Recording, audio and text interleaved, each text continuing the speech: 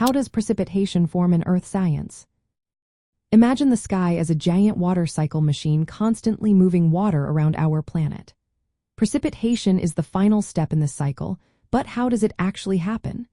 Well, it all starts with water from oceans, lakes, and even plants turning into water vapor. This process is called evaporation.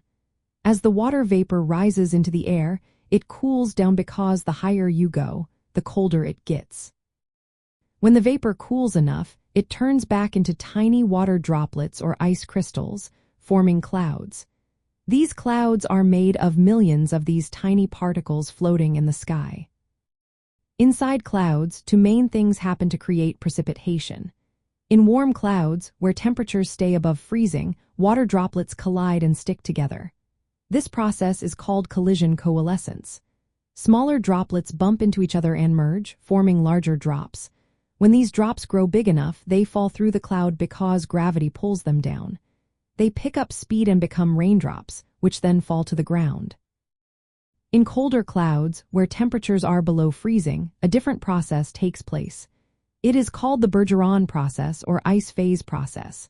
Ice crystals form and grow by attracting water vapor. These crystals can collide and stick together, forming snowflakes. Sometimes, if the snowflakes pass through warmer air, they melt into rain. If they stay cold, they fall as snow. If the snowflakes are partially melted and refreeze on the way down, they become sleet or hail, depending on how much they melt and refreeze. Precipitation can appear in many forms depending on the temperature between the cloud and the ground. It can be rain, snow, sleet, hail, or even freezing rain. Rain happens when the droplets are large enough and the air is warm enough for them to fall as liquid water. Snow forms when the temperature stays below freezing all the way down. Sleet is frozen rain that refreezes on the way down, and hail is balls of ice that grow in strong thunderstorms with powerful updrafts. So, in simple terms, precipitation forms when cloud particles grow large enough to fall to the ground because of gravity. Whether it turns into rain, snow, or hail depends on the temperature of the air and the cloud.